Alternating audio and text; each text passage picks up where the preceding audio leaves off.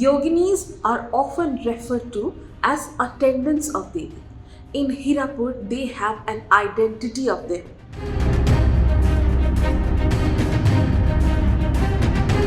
Now, everything has a meaning. When they could not state something directly, they left messages.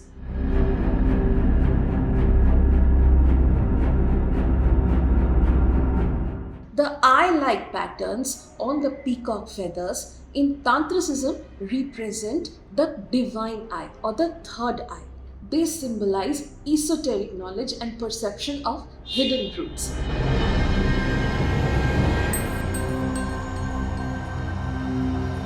People going through challenging times can greatly benefit from chanting of Yogini Tara mantra.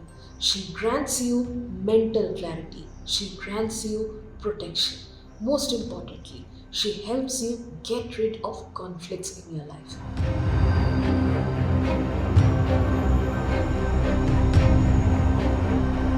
Her ear ornaments that she is wearing, the big ear ornaments, they signify her listening to cosmic truths and guiding the spiritual seeker towards salvation.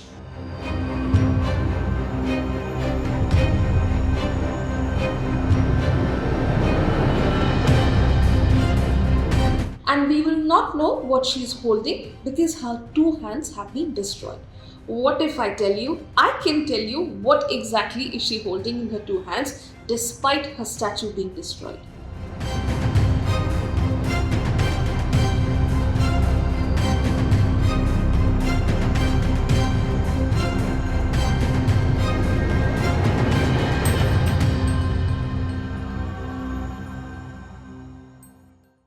Pranam, heartiest greetings from the team of KeyFacts 33. And the good news is we started 2025 and reached our 3K milestone at the same time. What better to start the new year with the first video being that of the 64 Yoginis. Now we have previously made a video on the 64 Yoginis that received a lot of love.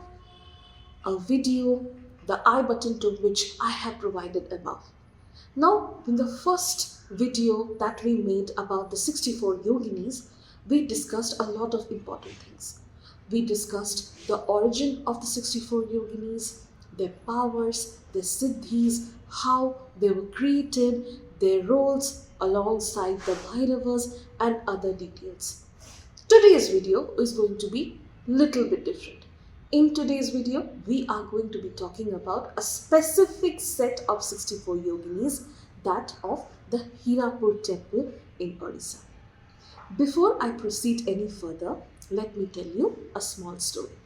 Once upon a time, there was a demon, Raktabija, a general in the army of the demon Sumbha, who had been granted a boon by Lord Shiva.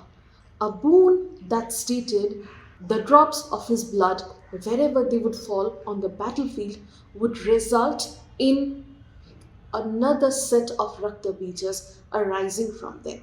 So his blood would result in numerous Rakta Bijas, making him invincible, immortal, and very difficult to be defeated.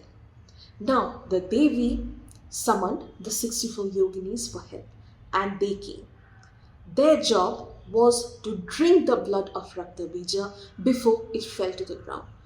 That resulted in the Devi defeating him ultimately, after which he was defeated, beheaded, and his blood was consumed by the Yoginis.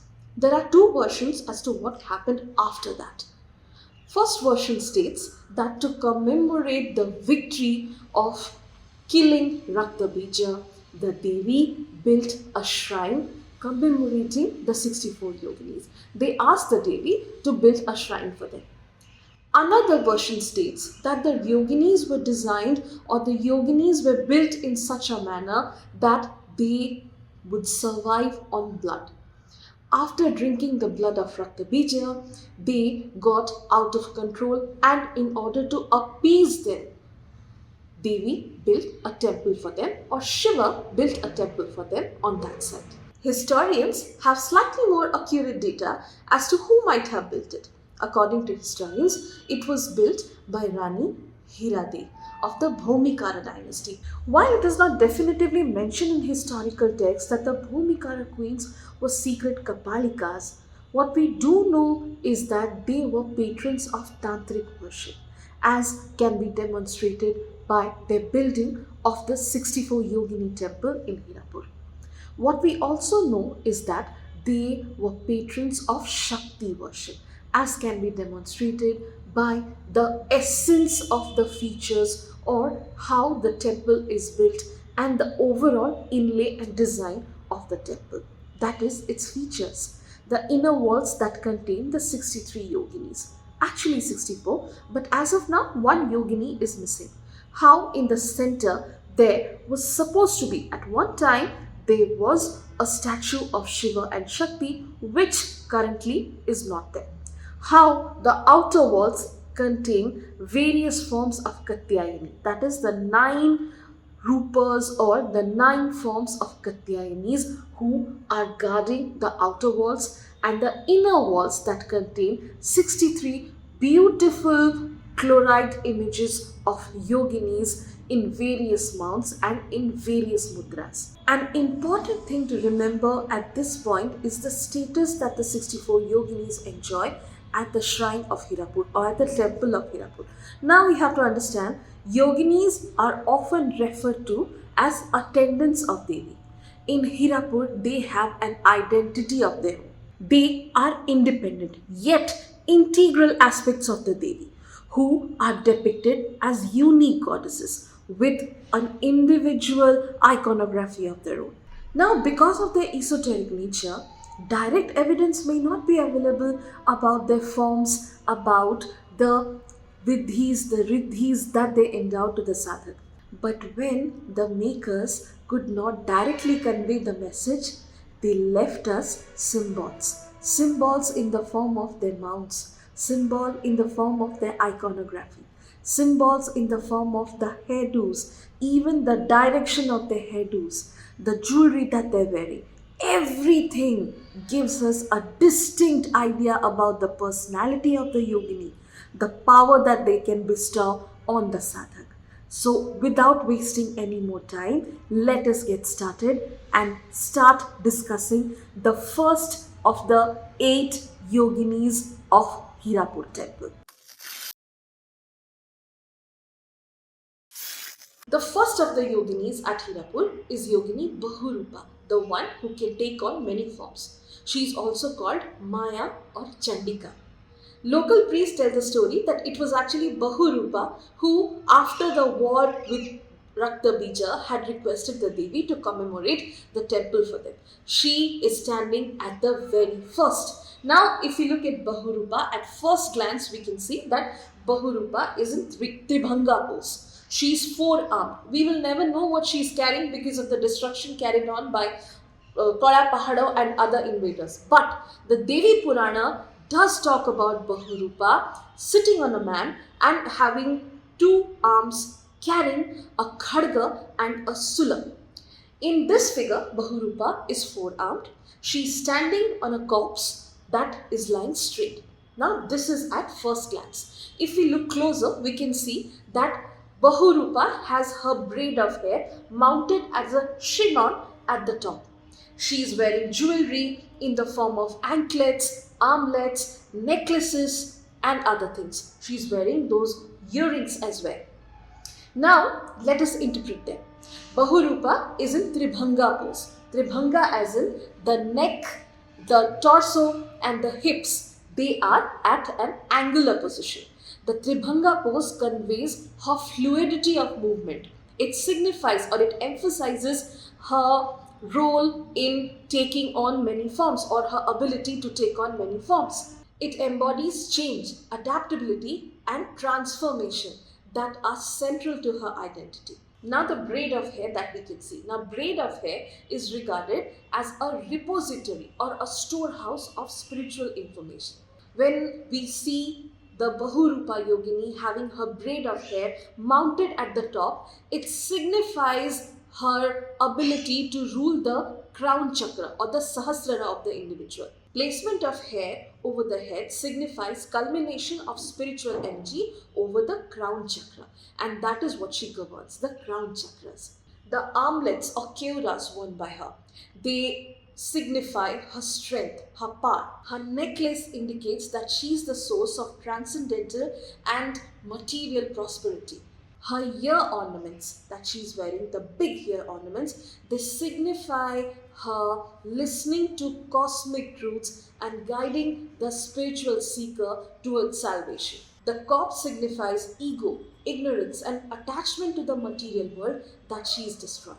Now, the Puranas state that Bahurupa comes under the Matrika Chandika along with other yoginis like Chinnamastika, Mahakali, Kamakshi, Narsinghi, Mahamaya, and Ghatavara.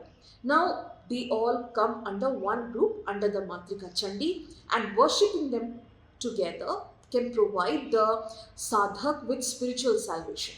It can also give them untold materialistic bliss.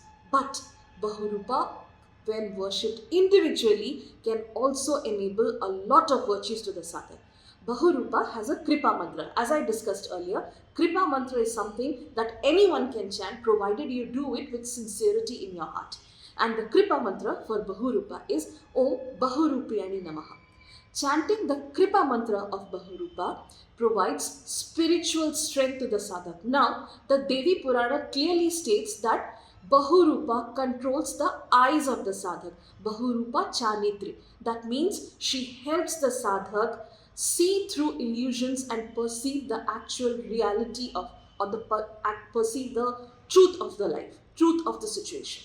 And the Devi Purana also states that Bahurupa or Chandika. Now, Bahurupa and Chandika are the same. Bahurupa or Chandika control the throat chakra of the sadhak, or Chandika controls the throat chakra of the sadhak. People with speech issues, communication problems, people with creative obstacles who are facing obstacles that is hampering their creativity can chant this mantra to invoke or get back their communication skills. Her mantra invokes her help in getting past difficult situations in life. It provides a shield to the sadhak in escaping from negative entities. And texts also say that Bahurupa is in charge of protecting the cattle of the sadhak, cattle, livestock. Farmers always invoke her blessings for the welfare of their cattle and livestock. The second yogini, just beside that of Yogini Bahurupa, is that of Yogini Tara. Yogini Tara, if we look at the first glance, seems just like Yogini Bahurupa. Like Yogini Bahurupa, she is standing over a corpse and she is wearing the same jewelry. But does that mean she is the same as that of Yogini Bahurupa? No. If we look closely, there are very subtle differences. Yogini Bahurupa has her braid arranged in a chinon on the top, but Yogini Tara has her keshabandha or her knot of hair arranged to the left. There is a very important difference. If we look closely, the jewelries are same, but there is a very slight difference. Yogini Bahurupa is standing in Tribhanga position that we discussed, that hinted at her fluidity of motion. Yogini Tara is standing in a bent knee position. We will also not know what she is holding since her hands have been destroyed by invaders. But there are a lot of other information about Yogini Tara that define her role as a protectress. Now, the Agni Purana, in its list of 64 yoginis, mentions Yogini Tara along with other yoginis like Yogini Tara, Yogini Sarvagya, and others as guardians of the southwest direction. If we try to interpret her role as a yogini of the southwest directions, they are primarily concerned with helping the sadhak overcome obstacles in the path. They guide and protect the sadhak not just in their spiritual journey but also in their worldly life. The Devi Kavacham states Tara Chaha Rakshanu Manaha, Chakyursha Rakshanu Netra, which means Yogini Tara protects the physical eyes along with the vision of the sadhak. She guards the practitioner against negative influences on in terms of their perception. She makes sure your mental clarity and physical vision remain safe and free from harm. While her standing over a corpse signifies destruction of ego and her control over life and death, her hair arranged in a Keshabandha on the left signifies her connection with Shakti. The left side is connected with Shakti and associated with intuition, spiritual well being, spiritual insight, and wisdom. It enhances her role as a protector and spiritual guide. She embodies protection, strength, and the quality to withstand challenges. She comes under the Matrika Chamunda with very fierce yoginis like Kakrali, Charchika, Padmavati, Aghora, Ghatbari, and Bhadrakali. Her Kripa mantra is Om Tara Tvam Tara Swaha. As I mentioned, it is a Kripa mantra and anyone can chant it. Those seeking protection from negative influences, both internal and external. Internal negative influences in the form of fear, stress, restlessness, anxiety, doubt, and other external disturbances. Doubt and other mental disturbances. External influences in the form of negative energies, adversaries. All of them can seek Yogini Tara's blessings through this mantra and get benefited. People going through challenging times can greatly benefit from chanting of Yogini Tara mantra. She grants you mental clarity. She grants you protection. Most importantly, she helps you get rid of conflicts in your life.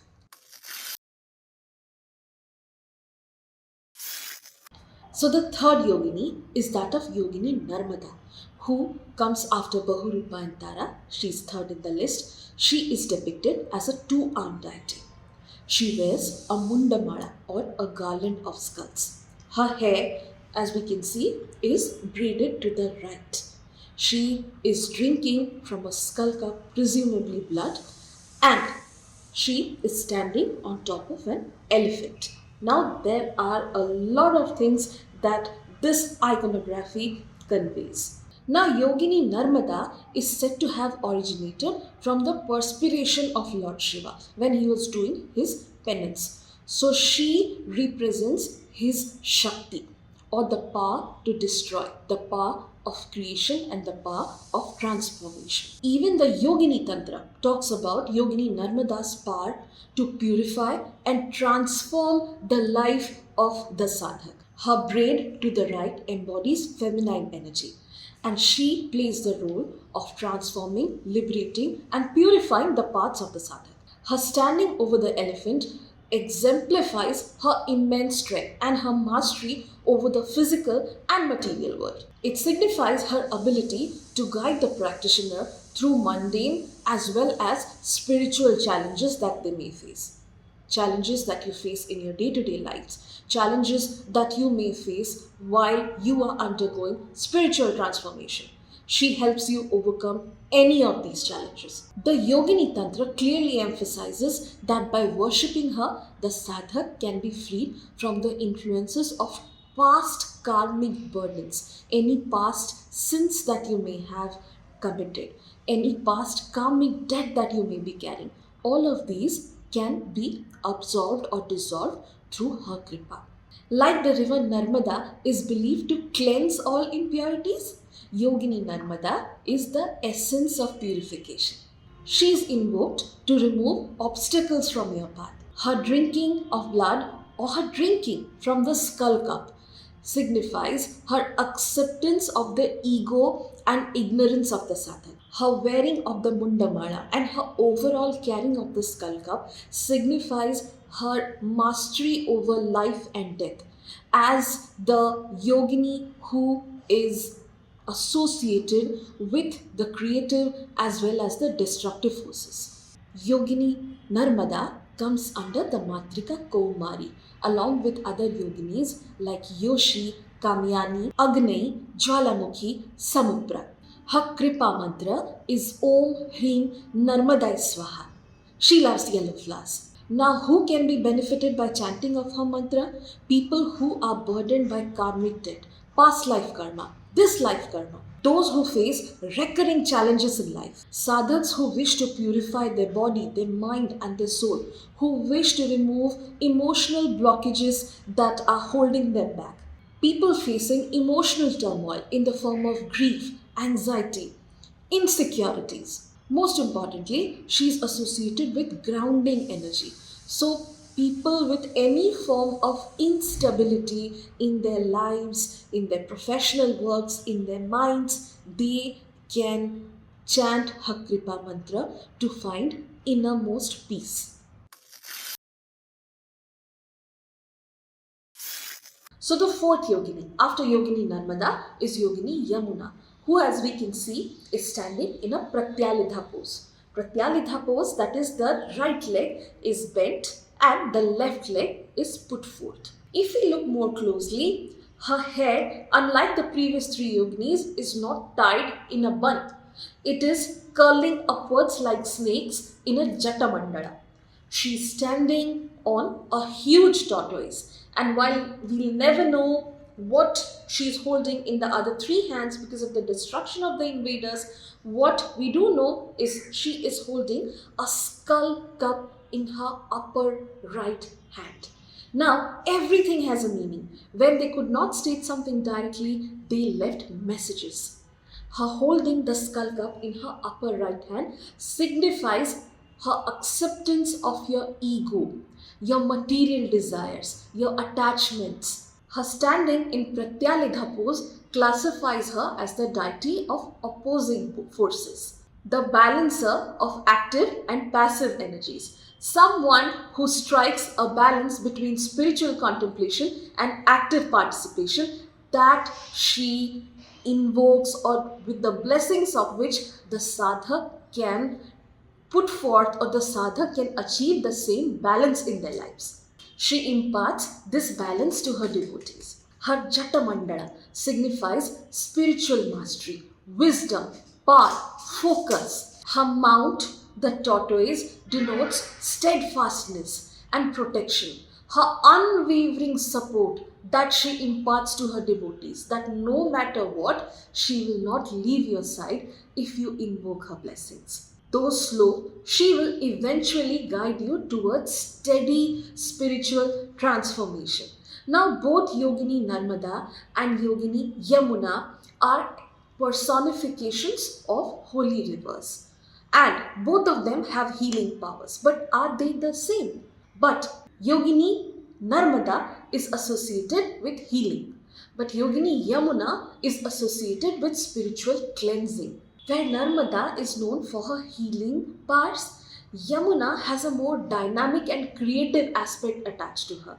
Yogini Narmada purifies on a cosmic level. While Yogini Narmada purifies on a cosmic level, Yogini Yamuna cleanses the mind. She helps in emotional healing, grief, past traumas. All of these problems are sorted out through her blessings. Yogini Yamuna comes under the Matrika Maheshwari with other yoginis in the form of Yogini Ganga, Yogini Vayulega, Ajita, Gauri, Dhumavati and Yogini Uma. Her Kripa mantra is Om Yamunai Swaha. Chanting this mantra regularly helps you dissolve your karmic bondages. Karmic bondages that are not letting you liberate yourself spiritually, that are resulting in continuous cycles of birth and death.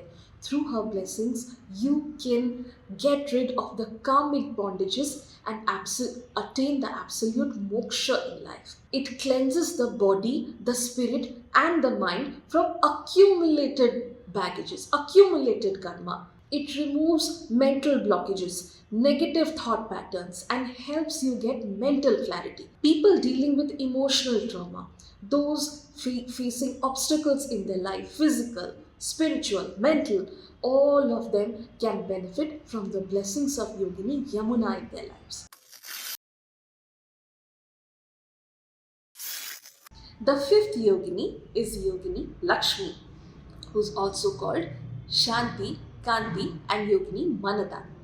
At the first glance, we can see that she's two-armed. We'll never know what she's carrying because her arms have been destroyed.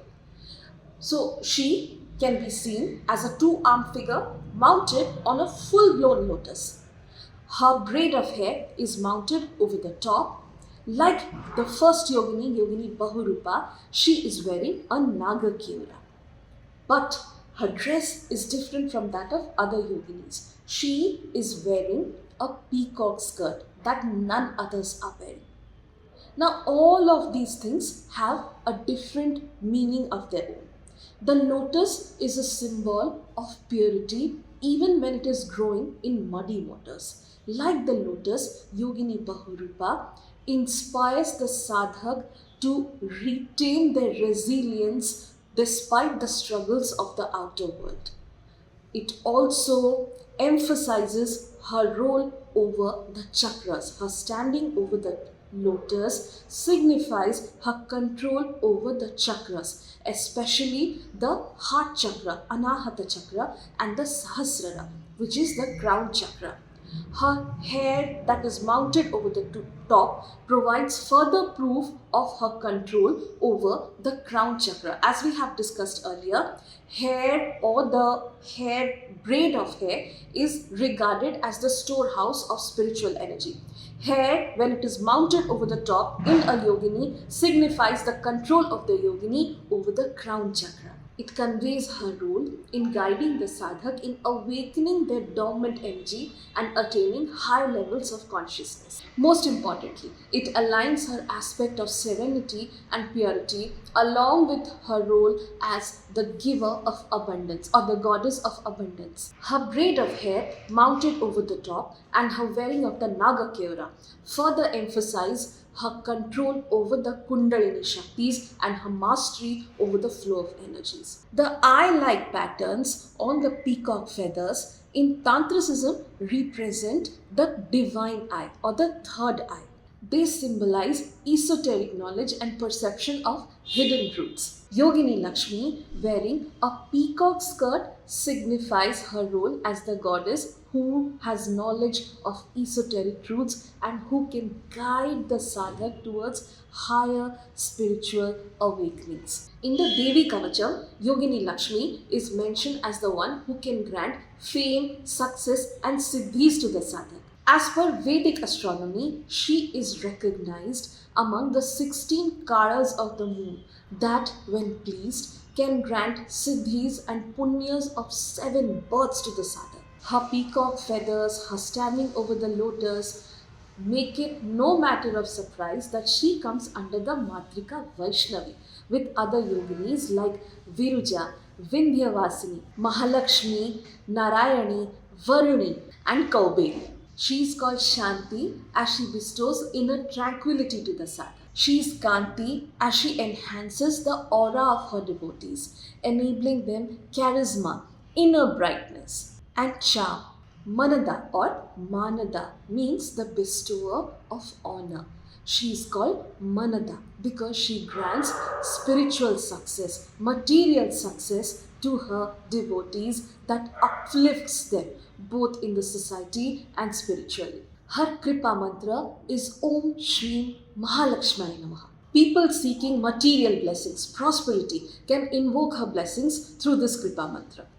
It removes blockages in their financial path that is preventing them from moving ahead financially. It helps you make sound decisions. It enables you good health and prosperity. Chanting this mantra restores the balance in your physical and mental life. Your body, your mind, your spirits, it restores the balance. Most importantly, it gives you mental clarity and focus.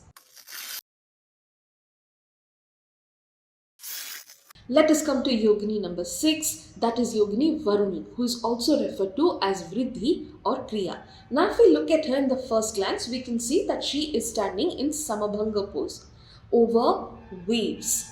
These curving lines, these are actually waves. Her hair is arranged in an elaborate hairdo and in a bun that is arranged towards the left side of her head. And we will not know what she is holding because her two hands have been destroyed. What if I tell you? I can tell you what exactly is she holding in her two hands despite her statue being destroyed. We can find out. Before proceeding further, let me tell you, Varuni is regarded as the female counterpart of the deity Varuna, who is the god of the sky, who is associated with clouds, rainfall, rivers, oceans, and water bodies. As his female counterpart, Varuni is portrayed standing over waves. Now, Varuni is a Matrika as well as a Yogini. The Varaha Purana describes her as the eighth Matrika. She is regarded as the Shakti of Shiva, created from the flames coming out of Shiva's mouth. The Lalita Upakhana has a very interesting depiction of Varuni. The Lalita Upakhana describes a two-armed Varuni residing in the section of Shripura or Srinagara, the capital of the deities Lalita and Kameshwar. She lives in the chamber of intellect, which is called the Buddhisara or the Buddhi Mandala. And she is described as the commander of a fleet of boats. In her two hands, she displays Bindu Mudra and a Kapada or a skull cup. So even though Varuni's hands have been destroyed in the 64 Yoginis of Hirapur, we can assume that she is holding a skull cup, as we can see the outlines of a broken skull cup, and another hand most probably is in Bindu Mudra. The Buddhi Mandala represents the seat of wisdom, critical thinking that Yogini Varuni imparts on her devotees. She represents the critical point where the devotees transcend material attachments and move over to further and higher spiritual realms. She helps purify the mind and the intellect, making it possible for the sadhak to understand spiritual truths in a better manner.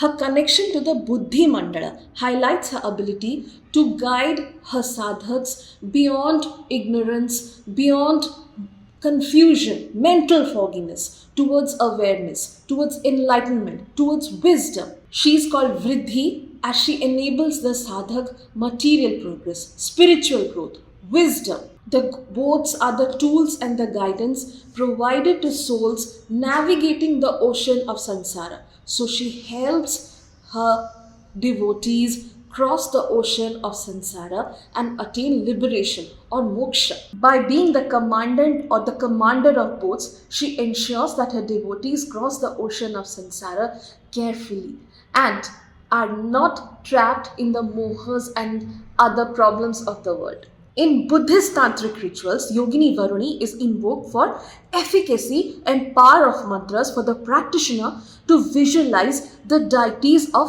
Vajravarahi Mandala, related to the highest yoga tantra. That is why she is called Kriya, as she assists the practitioner in performing specific actions or practices to cleanse their body, their mind, and the soul. Yogini Varuni comes under the Matrika Vaishnavi with other yoginis like Vindhyavasini, Mahalakshmi, Kauberi, Lakshmi, Viruja, and Yogini Narayana. Her Kripa mantra is Om Varunyai Namaha. It enhances mental clarity, provides the sadhak the ability to take wise decisions. It clears mental fog. It gives you material abundance. It grants you intellectual sharpness, wisdom, clear line of thoughts. Most importantly, it provides you safety, guidance, and a smooth passage across the challenges of samsara. The seventh Yogini is Yogini Ajita, who is also called Yogini Gauri or Yogini Ksemanari. Now, if we look at her, in the first glance, we can see that she is four-armed. Her hands have been destroyed, so we will not know what she is holding. But what we do know is that she is standing in a Samabhanga pose. That is, both her legs are symmetrical with each other. And she is standing on top of an iguana, While a lot of texts are confused between whether she's standing on top of an alligator or on top of an iguana, if you look carefully, it is not an alligator. It is indeed an iguana.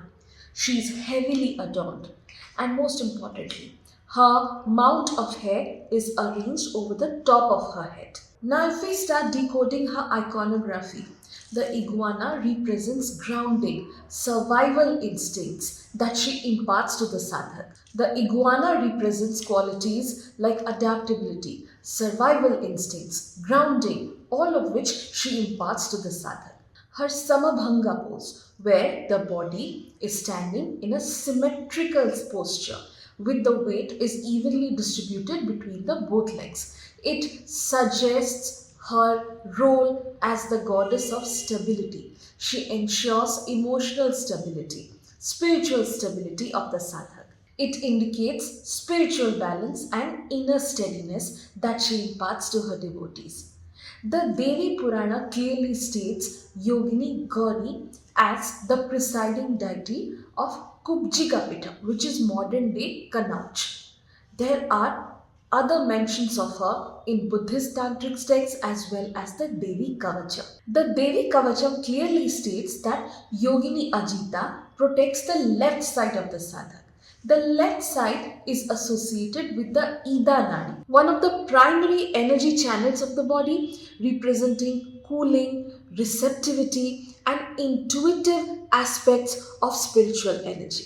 By protecting the Ida Nadi or the left side, she ensures or she guides the practitioner towards spiritual awakening while maintaining emotional and energetic balance. Yogini Ajita or Yogini Gauri is mentioned in Buddhist texts as the or in the list of yoginis related to Vajrasattva, whose mantra is practiced for purification, to cleanse negative karmas and to prepare the mind for deeper spiritual truths. In Buddhist texts, Yogini Ajita or Yogini Gauri as she is called is recognized as a Vajra Yogini who controls aggregate feelings. Now, aggregate feelings or Vedana as we call it in simple terms is the emotional or the sensory experiences that we perceive in response to contact with the external world. They may be good, they may be bad, they may be neutral.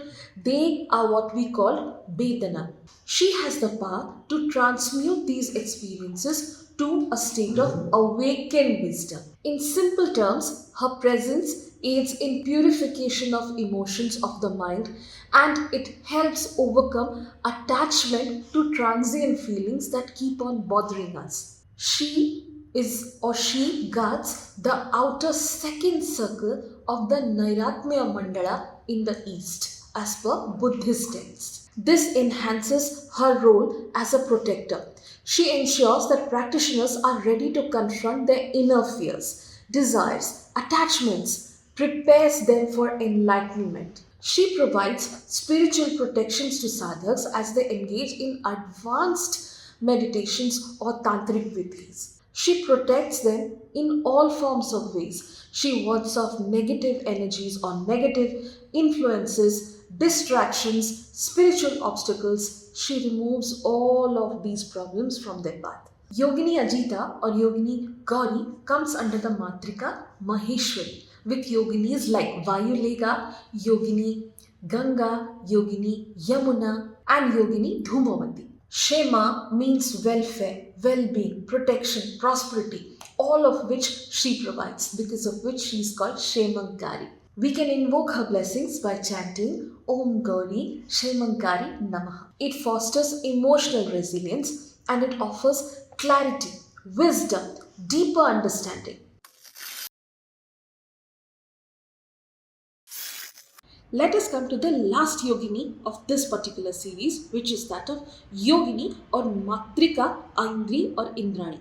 Now, Aindri is not just a yogini, she is a super yogini or she is a Matrika who controls 8 yoginis or under whom come 8 yoginis in the form of Vikatnani, Suryaputri, Karkari, Vindhyavalini, Virupa, Gandhari and Chandrakanti. Now, Matrika Aindri or Matrika Indrani is regarded as the Shakti of Indra.